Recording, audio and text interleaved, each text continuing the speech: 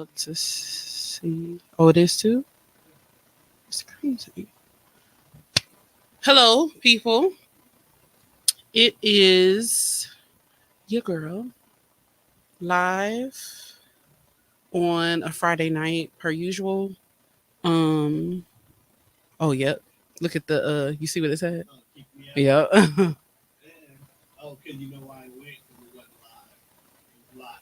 um but yeah, hey y'all.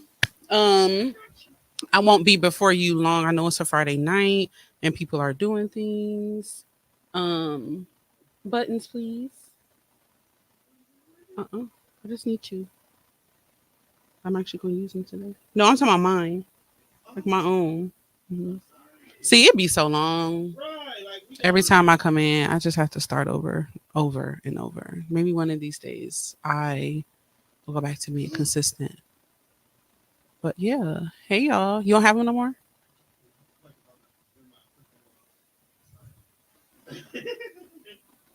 Don't mind him. He's just getting his shit together. But yes, hello. I won't be before you long today. Um, I so I'm gonna preface the show like this. So I used to have it where, like, if you ever listen to me on audio, um, in my intro, and I haven't used it in a very long time, but actually, you know what? It's on here. So this is the intro that I used to use for my audio, and I was getting ready to give a disclaimer, but I technically don't have to because I already did. So we just gonna listen. Just go on the journey with me. Actually, you know what? I'm not because I don't know. Wait, no, because that intro had an intro, and I don't know if it's on here. Um, okay, I haven't pressed the button, so we're gonna press it together and find out. Yeah, I know. Okay, it's fine. But this is my intro. I was gonna give a disclaimer, but I already gave it, so y'all just gonna listen to it.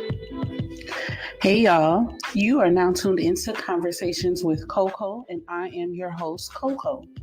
Join me as we take a journey inside of my mind, my Pisces mind. I am going to share with you my thoughts, my feelings, my frustrations, the good, the bad, and the sometimes ugly, because life is not always pretty, right?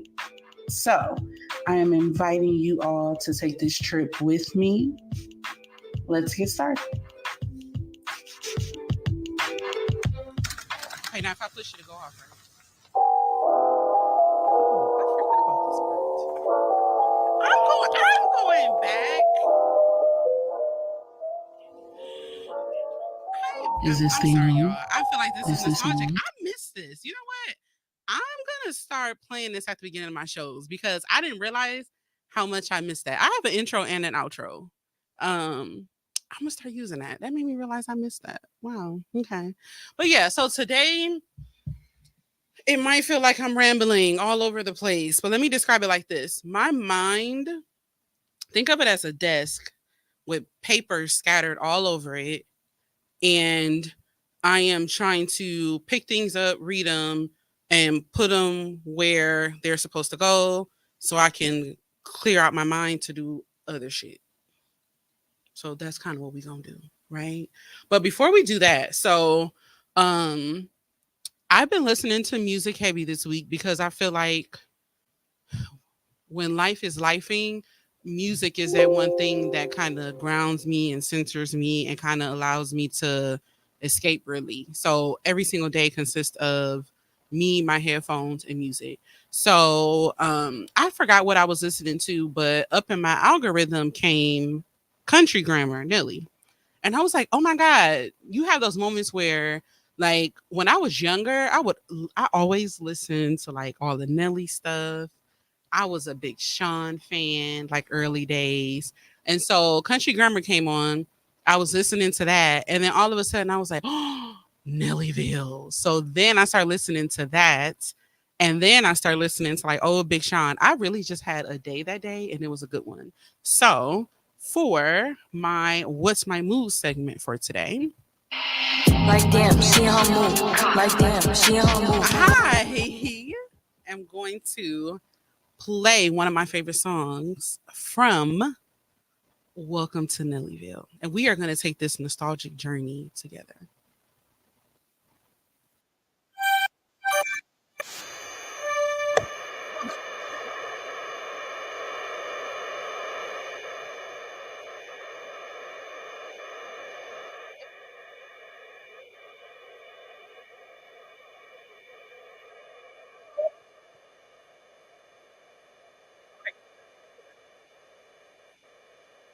Nelly is for Universal and won't need those problems. But that album made me so happy. I was like, I completely forgot about it. So yeah, I've really been listening to that.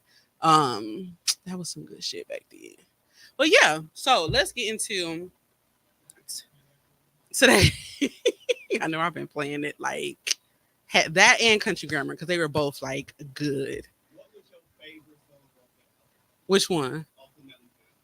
Ooh, honestly, okay, hold on, because I got it right here. Let me see. So, hold on. Ooh, I liked hmm, Pimp Juice, Nellyville, um, Splurge, and Number One. But what I will say is that more of my likes came from Country Grammar. Like Country Grammar. See, no, let me see. So Country Grammar. Ooh, I liked Greed, Hate, Envy. Um, EI, Thicky Thick Girl. Batter Up. Never Let Them See You Sweat. I play that whole album straight through. I can play Nelly straight through. My song that I don't think a lot of people really gave respect to was The Gang. The Gang. That's the one where old girl robbed him. He was in love with her. I feel like I vaguely remember this one. It's been so long. Yeah, okay, yeah, I know she's talking about. Oh, yeah. That's what I'm saying. So much of this I forgot about, and it just made me so happy. Yeah, so of course those ones, but I've been having a good week with the music aspect. So yeah, so the last 2 weeks have been rough. So starting last Monday, which is actually very strange. I was talking to my friend about this, but last Monday, I think it was the eclipse. I got up bright and early in the morning. I went to go work out for like an hour or so, came back, dropped Dylan off, showered, got ready for work. I was home that day. Like things were good. I was productive, feeling good, all that. Then all of a sudden, like about 2 o'clock, I just started feeling sick. Like I was super fatigued. I had zero energy. I wasn't coughing or sneezing or anything, but I just did not feel good. And that feeling lingered from Monday afternoon pretty much all through last week. It was almost like I felt down. I felt like I was coming down with something, but because I wasn't coughing and sneezing, I just could not put my finger on what it was. So it was just a rough week. Through that, I was still, which I shouldn't have, but I tend to push myself way too hard when I'm not feeling well. But I still went to work, um, which was very hard. And I think by the time Thursday came, I had kind of started feeling a bit better. Um, but in the midst of me not, feeling well, I still have a host of responsibilities and shit to do and all of that. So I was driving Dylan to school and we were having a conversation about his future. Um, he's getting ready to be 15 in less than 60 days. And, we're starting to have those conversations about his life and, what his next steps are after high school. Because, I mean, before you know it, we'll be at that point. We are like down to 3 years. And so, he has dreams and goals and aspirations. And he made it very clear that, once he's out of high school, he doesn't have a desire to stay here. Like he wants to go somewhere else. And I told him, like, I 100% respect that. I don't want to stay here either. Like, we'll ride out these 3 years. And then from there, I said, we'll figure out what to do next. And I said, more than likely, That'll be us going our, you know, separate ways, quote unquote. And saying that, it made me emotional. So I was like, okay, like I'm sorry, we probably got to switch it up a little bit because I feel like I'm getting ready to, you know. Um, and so he was like, well, you know, once I do that, you know, what do you think that you're going to be doing? What's your plan for yourself? And I was like, you know what? I don't know. I said, it'll just be me. I'll be by myself. And then he was like, dang, man, it's kind of sad. And so I was like, damn, like, you didn't have to say all that. But I really was thinking about it like, damn, like, I I have about 3 years, and me and my kid are going to be going two different directions. And of course, so many parents before me have gone through this as far as having an empty nest, but I feel like it hits harder for me because it's just me and him. So it hits a little bit harder because there is no one else. So once he leaves, it's like we're really living two different lives. And the emotional side of me just thinks about, you know, like him being out in the world on his own, living life and not being under my care anymore. But then I also think about myself, and he raised a good question. What are you going to be doing? And so it really took my mind on this journey back to a place that I had been before, but then life happened and I got pulled away from it. So, like I said, it might seem like it's all over the place, but it ties in and hopefully there's a message in it. When it comes to the plans that he has for his future, I have no intention of being a main character in that. I plan to play the supportive role. And here's why. When it was time for me to decide what college I wanted to go to, the decision was made for me for the most part. I got accepted to Marquette University, DePaul University, Central State University, Florida A&M, and then I think it was like another school or two in there. Of course, like the Wisconsin schools. I had every intention on leaving Wisconsin. My number one choice was going to be FAMU. Number two was Central State University. And number three was DePaul, because DePaul was not in Wisconsin, but close enough. So if I wanted to come back, I could. But, you know, my family decided that it was best for me to go to Marquette. At that time, Marquette was this big name. Oh my God, it's Marquette. The notoriety, just being able to say somebody go to Marquette. So I ended up there. And it's literally one of my biggest regrets in life. I didn't even finish there. I only stayed there for 2 years. And then I left and went to Florida for 2 years. So when it comes to my child, I want to make sure that I don't put him in a position where I'm making that decision for him. I want him to make it for himself, do what makes him happy. We weigh the pros and cons, and I support him in that.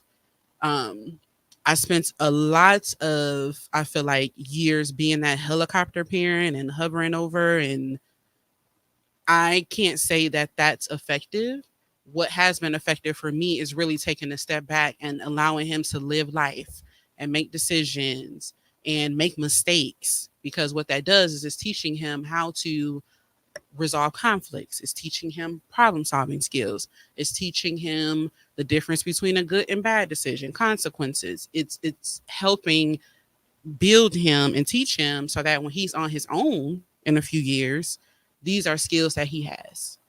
So I don't want to make the decision as far as where he goes and what he does. I don't want to do that.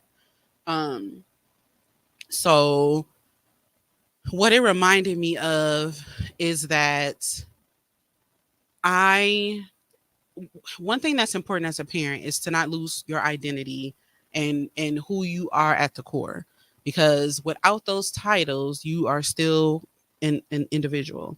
And a lot of times as parents, especially moms, we get so wrapped up in parenting that we really forget who we are, and so much of our identity is embedded in our children, and we struggle to like learn exactly who we are. And for, I would say, the majority of my son's life, aside from maybe the last year, He has been parented by a mom that has been in survival mode. And when you are in survival mode, your thought process is different. The way you move is different. The way you make decisions is different. Everything is different because you're literally trying to get through the day. And you don't have the mental or emotional or physical capacity to think past that day really too much into the future to decide what your goals are and what your dreams are and what your aspirations, because you're just trying to live on a day-to-day basis. And that's the parent that he has had for the majority of his life. um who I am as a person is somebody who I have put so much time and effort and energy into everybody else and everything else. um I'm extremely supportive. I'm the type of friend and person where if you selling ice cream, I'm gonna be scooping. Um, if you have an event, I'm gonna show up. I'm gonna help you, what you need, all of that. But the downside of it is I feel like I've done it so much for other people and I have neglected to do it for myself. I have neglected to put in that same support and energy into the dreams and the goals that I have for myself, number one. And then number two, on the other side, I've been so exhausted because of all of like the weight that I'm carrying that's most of it's not even mine. Um that's I don't even have the time or the energy to think about planning a future and what my identity is and what that looks like, because at the end of the day there's no space left for it. um and I've really been I don't it's crazy that he says that one thing to me and it kind of sent me on this path and kind of pulled me back. I feel like it's crazy like how the universe works in that way. It's like super weird. I just want to say, sidebar, speaking of the weight I'm carrying, I just want to try to know this shirt I got on is an extra large. Stay tuned because I'm gonna be doing a show about that as well. I think it might be time for me to actually open up about that. Um, but yeah, I realized like I have a business idea right now, and I've had it probably since like end of last year, early this year. And I have not even taken the steps that I need for me to be able to start it. And I know that I can make money off of it. I know that I can. And it's been so much going on. I haven't had the chance to be able to sit down and plan out what that looks like. And one thing that I know is that when you spend so much of your life being in survival mode and you finally come out of that, you really go through a process where you have to get to know who you are all over again. You have to get to know who you are when life is stable, when you are not struggling, when you are not focused on survival. It's really like you have to get to know who you are all the way over again, especially in a situation like mine where the titles that I hold in people's lives have taken more precedence over who I am as an individual. And um in the midst of being in survival mode, one thing that was running parallel to that because of like my past traumas and past situations, and one thing that actually made me, and I thought about this when I was talking to my son, one thing running parallel for me was this obsession with like love and like being in it and finding it for several reasons. Number one, I felt like, okay, you fall in love, you got a man, whatever, you got somebody that's actually help you in this life. You don't got to be in survival mode. You don't got to do this by yourself because you got somebody there. So who wouldn't? It's like, oh, who wouldn't want a life like that? And so it was something that I was always obsessing over and fantasizing about and dreaming about all the time. This is running parallel to me trying to survive. And then another thought that I had in my mind is that I wanted my son to be in a two-parent household, and I wanted him to have the opportunity to see me being loved correctly. I wanted him to see what it looks like for a man to be affectionate with your mom, what a healthy relationship looks like. So for all of his existence, I have been trying to put us in a position where he had that example in his household so that when he left the household, he can carry that with him and that would influence the decisions that he makes when it comes to women. And, like I said, he's getting ready to be 15. And that's something that I have not had a chance to ever do for him. And then in my mind, I'm like, well, shit, it's 3 years left. And at this point, the bulk of his childhood is over. So that's something that I was not able to accomplish for him. So I started thinking about all of these plans and the things that I had said that I wanted to do for him. And it feels like I'm out of time now. And I mean, and of course, I understand that I'm not. But in my mind, I keep thinking 3 years, 3 years. He turns 18. He's gone. He's already saying it. And I'm sending him out into the world without these examples that I so desperately wanted him to have, to the point where I settled and, I put myself in situations I shouldn't have been in. And, you know, things happened to me that shouldn't have, because in my mind, I wanted to have this thing solely for my child and myself as well, but solely for my child. Um, and so, of course, thinking about that made me feel a way.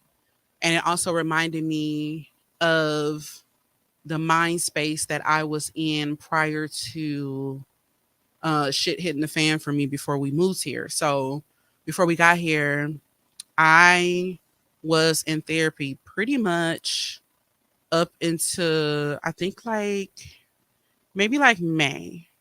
Um I was in therapy and I had not only did I have a male therapist, but he was a black man therapist. And the things that he would say and help me maneuver through were so profound. And I think what made it so profound was the fact that I was hearing it from a man's perspective. And so a situation had happened, I would say probably end of maybe 2022, maybe early 2023. And it was a previous situation. And I had ideas in my mind of where I wanted it to go, and it didn't go that way. And I kind of went into the state of depression because I felt like I failed yet again. And I had made it up in my mind that I just wasn't going for it and I just wasn't doing it anymore. And so I remember talking to my therapist about it and not even realizing the way that I was explaining to him the situation.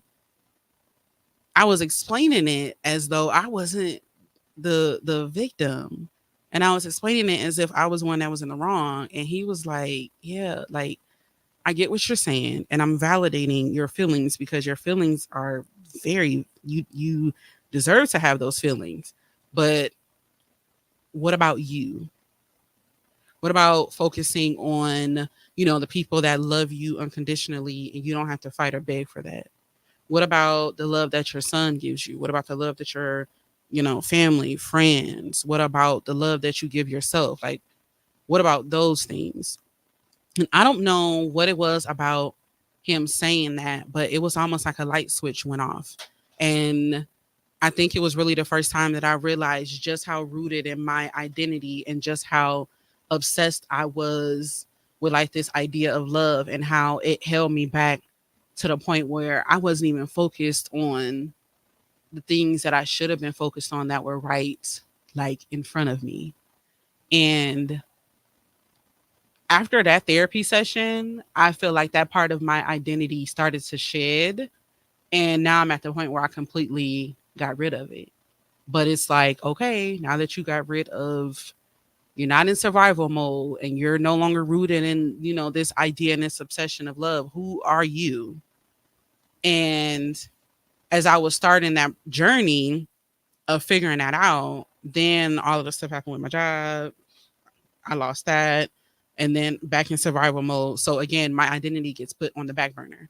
So in having that conversation with my son and kind of reminding me like, damn, this is the space that I was in before all the shit happened with my job, and this is the work that I was doing, and I never got a chance to finish it. Um, as I was preparing for the show, I was thinking about how I was just explaining the therapy session, and I remembered that I had sent my best friends a text message, and I sent this to them because they are the ones that have been there like through all of these different storms and phases and all of my, love life and survival mode. Like they've been there through it all. And I needed to be able to say this out loud. Number one, so I could be held accountable. Number two, because it was me being honest with myself. And number three, it was me kind of coming to terms with reality that this was who I was all this time. And I can't be this person anymore. And I need y'all to hold me accountable to it. So your girl keeps receipts. I sent this text message October 27th, 2022. Don't ask me why it's still in my actual phone because it probably should be on the app somewhere. But yeah. Um, it said therapy was hard today. I realized that so much of who I am has been wrapped up in my want for romantic love and the desire and longing for it. Like I actually said it out loud to him, and him is my therapist. I realized that can't be my life anymore, and I need to move on. I told him that I really want to accept that this fairy tale idea of love will never happen for me, and I need to accept being single because maybe that's just what I'm meant to be. And when I sent that to them, they were like, um, are you okay? Like, you good? Cause we never heard you say that out loud. So we just wanted to check in. And I'm like,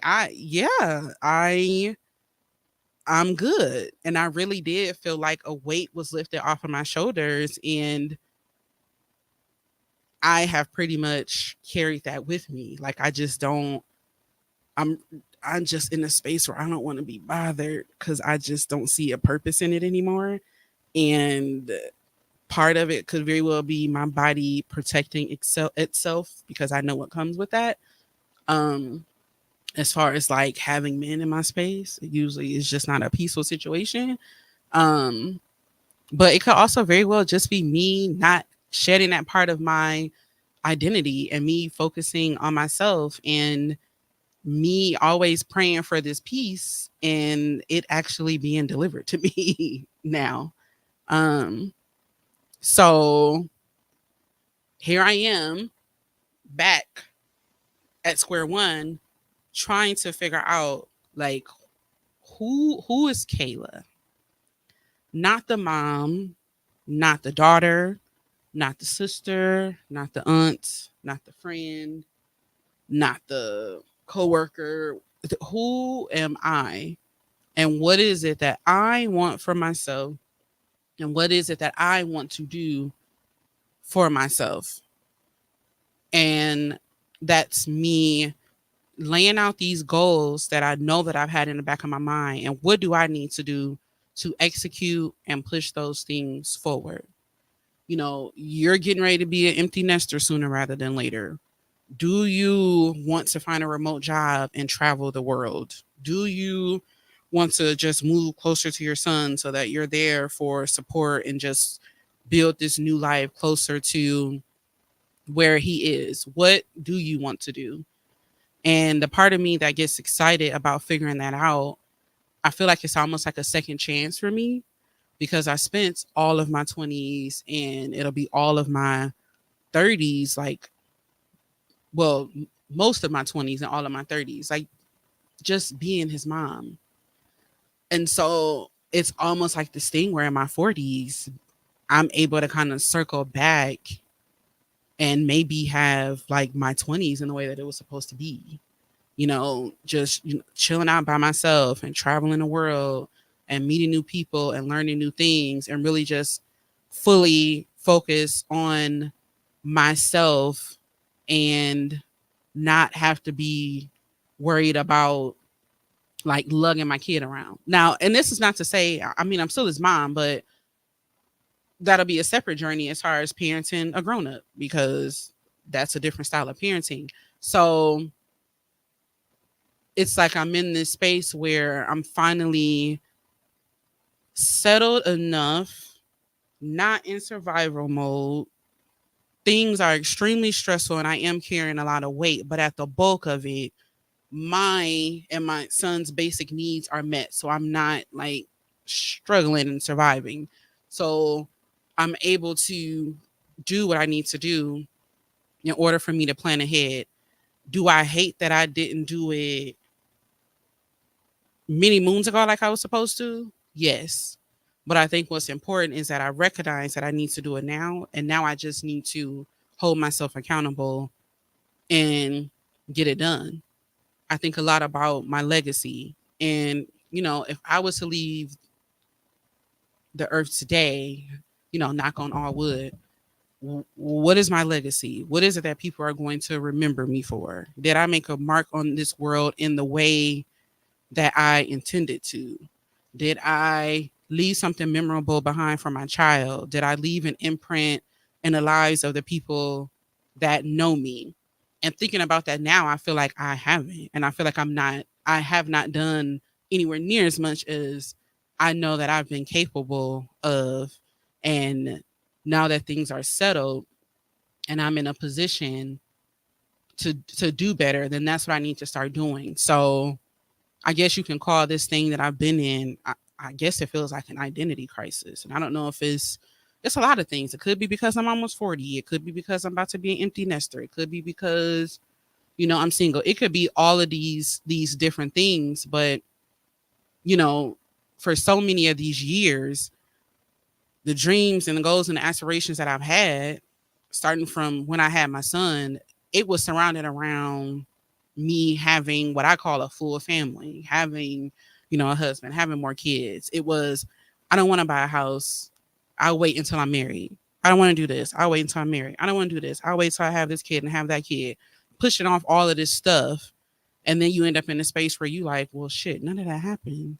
And I had all of these goals rooted in this idea of a family. And it never should have been like that. Those goals should have been rooted in me as an individual, because if they were, then most likely they would have been executed already. Um, so that's pretty much where my mind has been these last like 2 weeks. And a lot of it has caused me to feel like overwhelmed, overstimulated, and really just like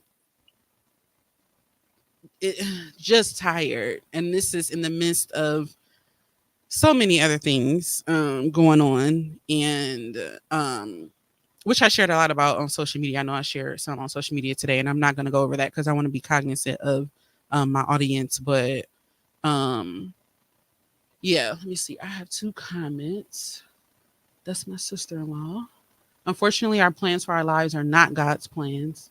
God removes people from our lives who don't deserve to be there. God sees and knows all way before it happens. So that was God's way of protecting you. Unfortunately, it's painful and uncomfortable. This I know. Yep, you are very true about that. A lot of times it is painful and uncomfortable, but you feel like that in the midst of it, but I feel like somewhere later on down the line, it makes sense. Like you had that moment where you like, okay, God, now I see what you were talking about. Now I see what you were protecting me from. And I've had so many of those moments where I look back and I'm like, I thank God for not giving me what I thought I wanted, because that could have been me, but he protected me from that. So yes, plenty of those moments. And then she said, we all have experienced that when we move on our own understanding and not wait for God. Yep. Bible says, lean not to your own understanding. And he may not come when you want him, but he's on time, you know. So yeah, that's what I have been doing. So I said I'm feeling a disappearing spell. When I feel overwhelmed and overstimulated and like it's too many things going on around me that requires my attention or assistance or me to do something, I disappear. The difference is I was disappearing in another state. And this is my first time feeling like this here. And you disappeared in a city where people know people, you know where they live. I don't know what that looks like. But I might have a period of time where you might not hear from me as much. You might not see me as much. You might not see me post as much. But that's because I really really need to get shit together for myself. And I really need to, what is it? Write a something, make it plain. Write a vision, make it plain. Sis, you know what I'm trying to say. Write the vision, make it plain. Some along those lines. That's what I need to be doing. And that's what I'm going to be doing and finding some like balance in all of this. That's what I'm going to be doing. And I do appreciate the people that support me through those moments and kind of love me through the midst of all that. Greatly appreciate it. So to close out, I'm gonna do a shift a little bit. I don't have a WTF segment. Social media has been so overwhelming with a lot of different things. I feel like this week, I feel like I've been posting and going, and I really haven't been in tune with everything that has been going on. Trust me, you will see, sis. God will send that husband you deserve. You have to be patient. I'm talking from experience. Yeah, I think I also need to figure out. I can't sit here today and say that that a husband in marriage is what I want. I can't sit here and say that. Now that like I said, now that I have experienced this peace and that part of my identity being shedded, I don't know. I think that if God has a funny way of putting that back in my path, I'll know, because he will not jeopardize my peace.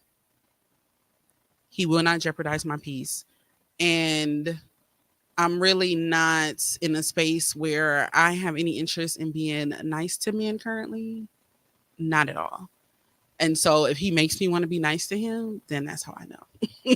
I have these markers in place where, yeah. So yeah, I'm going to switch now.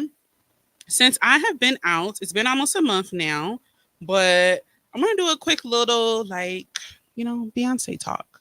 So on March 29th, 2024, Beyonce came out with Cowboy Carter, which is by genre, it's a country album. But she said it's not a country album, it's a Beyonce album. And she meant that in every sense of the word. It's really all I've been listening to these days, for a few reasons. Number one, it's really, to me, in my opinion, like a dope ass album, like start to finish. The production, her and The Dream is somebody else who I used to listen to, 90 Going North, like back in the day, and even recently. Like, he's still on my playlist. The way him and Beyonce work together, they make magic. She's literally the queen of transitions. If you listen to her last two albums, the way that these songs transition into each other, I have not seen anybody else do albums like that. If y'all know of any other albums where the transitions are this smooth and crisp and clear, please let me know, because I want to listen and I want to hear. The album has 27 songs, and it is a total of 1 hour and 18 minutes. In my opinion, there are no skips at all. I literally can play this album from start to finish. My favorites, I have Blackbird, Bodyguard, Spaghetti, Two Most Wanted, Levi's Jeans, Two Hands to Heaven. Let me tell y'all about Two Hands to Heaven. That is the sexiest. Listen, if you listen to Two Hands to Heaven, the song is 5 minutes and 42 seconds, right? When you start listening, you think the song is going to start a certain way. When you get to 3 minutes and 25 seconds, the way that shit switches into the sexiest shit, I have to keep replaying it so I can figure out when we even transition. It reminded me of like the 90s, like a Jodeci vibe. Like, she said, your love runs through me like lava. Okay? She said when she get up to walk, she want to feel weak. That's what she said. I she said he partied in Venus. No, feel like you partied in Venus and we woke up in Mars. The song is just sexy in general. Um, and the song she did with Miley Cyrus, Miley sounded. I have not listened to anything from Miley in a very long time. Miley's voice on that song and both of them doing that, the whole duo. I mean, yeah, so she pretty much debuted at number one. Um and the petty side of me loves it because you can pull up that image that you got up there now. Yeah, so you made it like a slideshow. Okay, I would just need to know. Wait, let me see. Boom, because then I have to talk about it in order. Okay, so I know what order to go into. So the picture that you're looking at now was from 2016.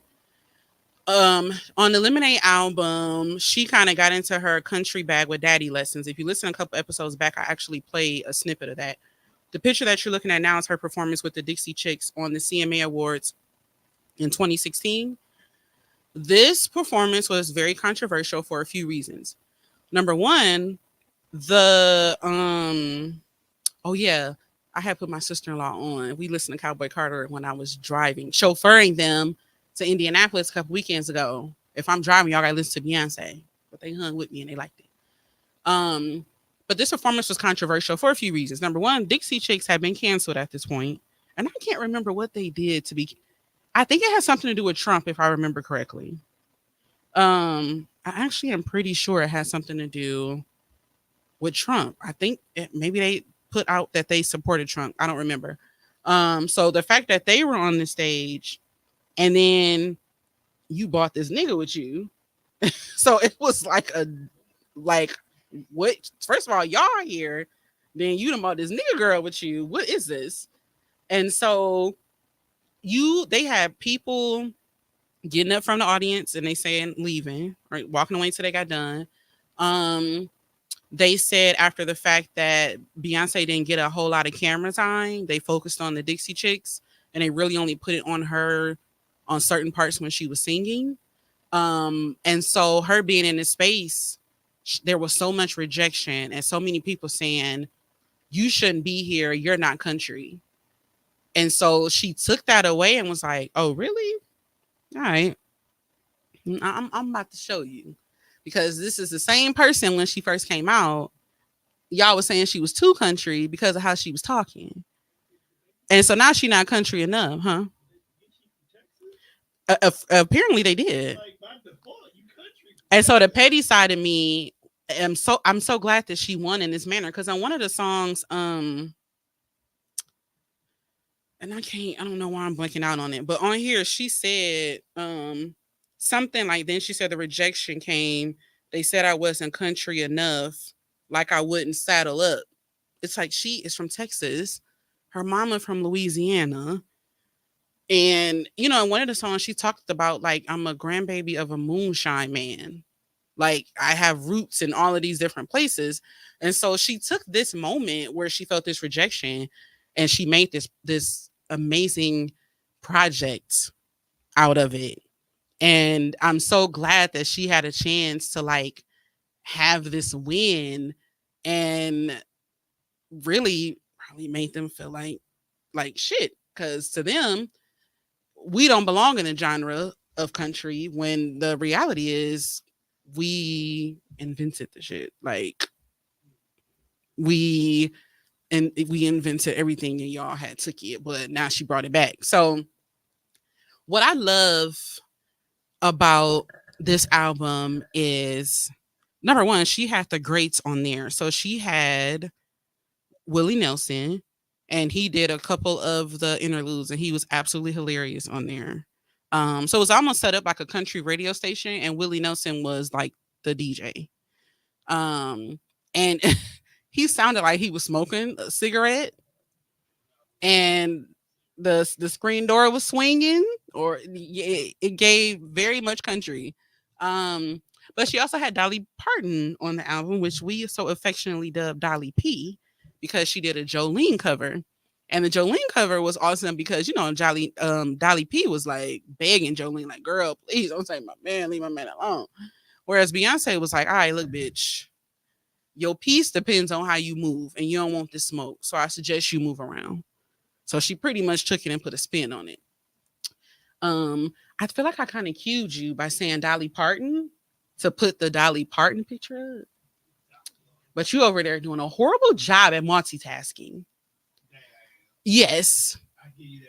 Now move the hand so I can read the words. Dolly Parton gets big boosts in streams on Spotify after release of Cowboy Carter. Now, Dolly was actually on 2 different songs on this album, Jolene, and then she was also on Tyrant, which is a vibe as well. Well, she kind of was doing like the intro. But what I liked is that she gave them all writer like credit so that they'll be able to benefit from it as well. Now, we all know who Dolly Parton is, but to see her be able to get this boost in streams after the release of this album is what we call the Beyonce effect. And what I like, and I feel like she doesn't get enough credit for, is she brings so many people along on her journey, and she doesn't ask for much, and they are able to benefit so much from it. So the next picture, do you see the picture that no, not that one. I'll get back to her. What's before? No, that one. So of course there are a lot of Black country artists. Some that stand out, you have Tanner Adele, you have Shabuzi, you have Willie Jones. On the album she also had Raina Roberts, she had Brittany Spencer, and then she also had let me make sure my volume is down because it's one who is this? I can't pull Tierra, Raina, Tanner, Shabuzi, and Willie Jones. I said the first name, but I can't remember Tierra's last name. Well, it was only these two guys on the album. Yeah. So Willie Jones was on Just for Fun. And it was only like a 3-minute song. And I kind of wish that she let him go longer because his voice was like silk. I love his voice. And then Shabuzi is like a country rap artist. He's super dope. He was on 2 different songs. He did Sweet Honey Buckin' and then he did Spaghetti. And then Tanner Adele, Miss Buckle Bunny, which I had already listened to her prior to this. She was on the album as well. The girls kind of did background vocals on Blackbird. Can you zoom in a little bit? Actually, zoom in. No, they're different. Scroll down a little bit. So zoom in and then scroll down so I can see the top. No, zoom out. I mean, because okay, the numbers are different. So if you look at this, it looks like I have 2 of the same picture, but the top shows the monthly listeners before the album came out, and the bottom shows after. So Shabuzi was already at over 1 million, but of course it like doubled. So many people have been benefiting from her putting out this album. Now, of course, people are like, oh, they were already out. We get it. We were listening to them. But how amazing is this boost for them? How amazing is this exposure for them? And so many other fans are hip to them now and listening to them. So how amazing is it that she was able to do this? Now, another way that she, like the Beyonce effect went into play, you could put on the Levi's one. So Levi's saw a 20% increase in their stock, simply based off the fact that she had the song called Levi's Jeans. Now, Levi's Jeans was featuring Post Malone. Random, right? Because last I knew Post Malone was rapping. But I think that he has dabbled into his country bag now. And what's absolutely crazy about that I thought about, she had Post Malone and Miley Cyrus on this album, right? Both of them have been able to cross so many genres as Caucasians, and nobody says anything. But as soon as a Black woman crosses genres, it becomes a thing. And that's just insane. Like Post Malone was rapping and now he in country, and we know Miley then bounced all around and nobody says anything. But when she does it, then it's a problem. Um, and of course, I am a huge Beyonce fan, Beehive all day. I'm not one of those fans that's like obsessed, that's gonna be trying to look up your address. I'm not about to cuss you out because you like, oh, I don't like her, I don't like this. What I don't like, and I think that this is me stepping out of the fan phase and stepping into me being a black woman. It's sad that no matter what she does, she gets criticized for it. No matter what she does, she gets talked about and looked down, and she gets that from her own people. When she does so much and she gives back so much, and all of the ridicule and the hate, or most of it, comes from us as black people. I saw a post the other day, and a girl had posted like Jasmine Sullivan, Brandy, Monica, and somebody else. And she was like, I don't like Beyonce, but I like these four. Like, why did Beyonce have to catch a stray? You could have just said you like them and left her out of it. It's like this obsession with letting us know that you don't like this woman and that she's overrated. That's fine. You can have that opinion. In the meantime, let the people that enjoy her without you trying to insert this opinion that's really useless at this time. Tell it to the phone. Don't tell it to us. Every time she puts something out, you can't enjoy it fully because you got to deal with all the negativity. And I can't even imagine what that's like for her. And she worked so hard. Like, it's just, I couldn't imagine like being in her mental state. Um, it probably, she said in a lot of different videos and documentaries that she's at the point now where she just really doesn't care, but it has affected her before.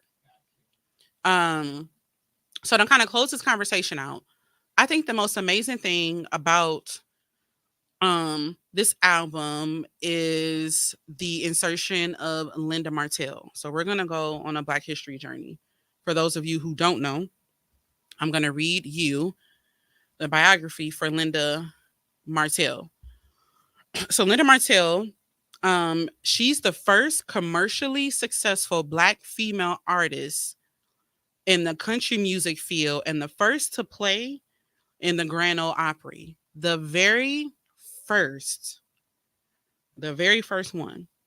Um, what's sad about her is that she basically got ran out of country music by white people, and she never went back.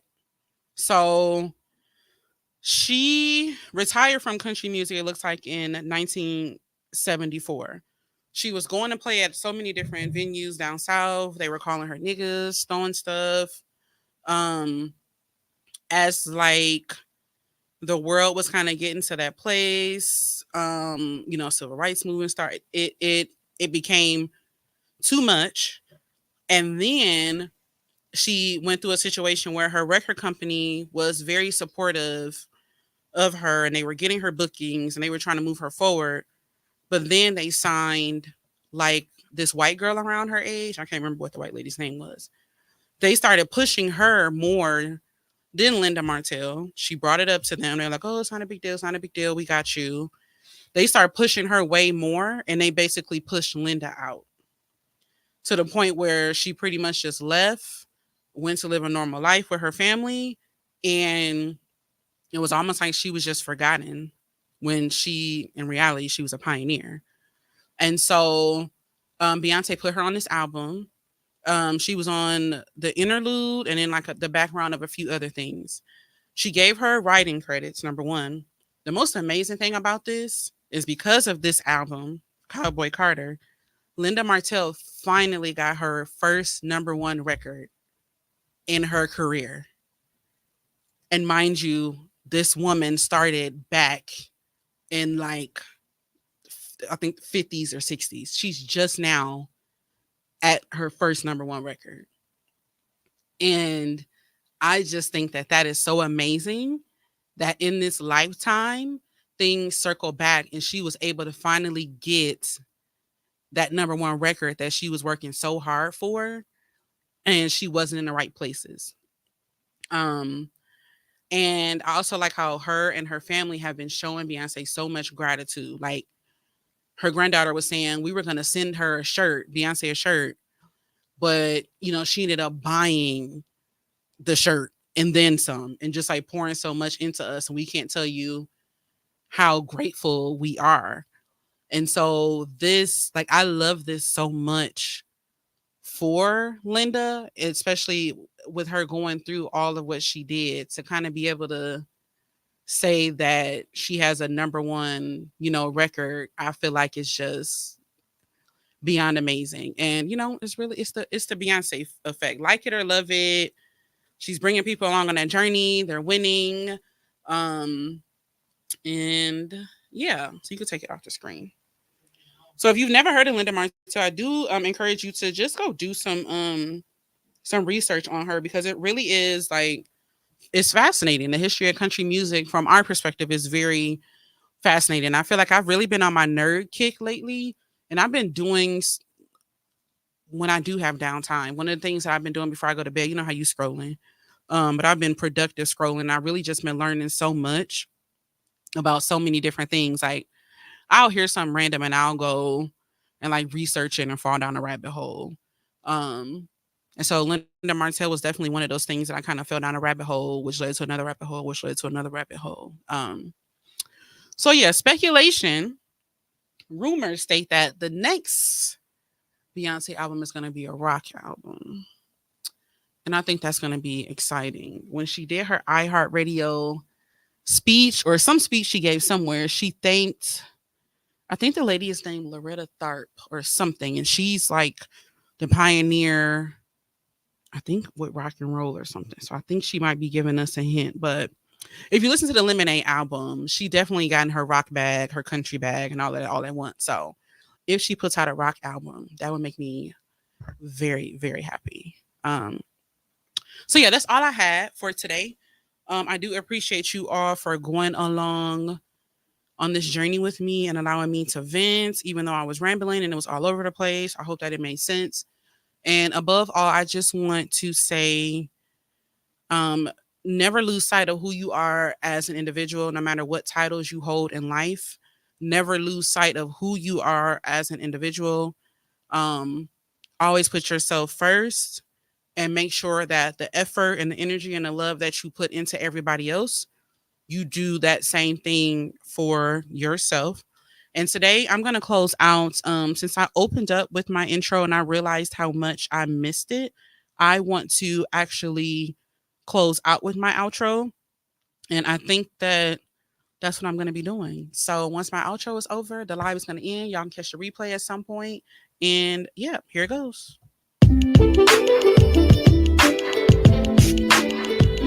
Well, ladies and gentlemen, we have reached our final destination. Our trip has come to an end. As always, I appreciate you for taking this journey with me and allowing me to unpack my thoughts along the way. That means a lot to me. This episode will be coming out soon, and it will be available on all of your favorite streaming platforms. As always, I welcome any comments. Let me know what you thought about this episode. You can join the Facebook page, Conversations with Coco, and leave your thoughts there. You can send me a message directly and let me know, or you can click the link in the description box of this episode and leave me a voice message, and I will add it to a future episode unless you tell me not to. Again, thank you for spending time with me today. You could have been anywhere in the world, but you're here with me, and I love it. Until next time, I'm going to call y'all back. Bye.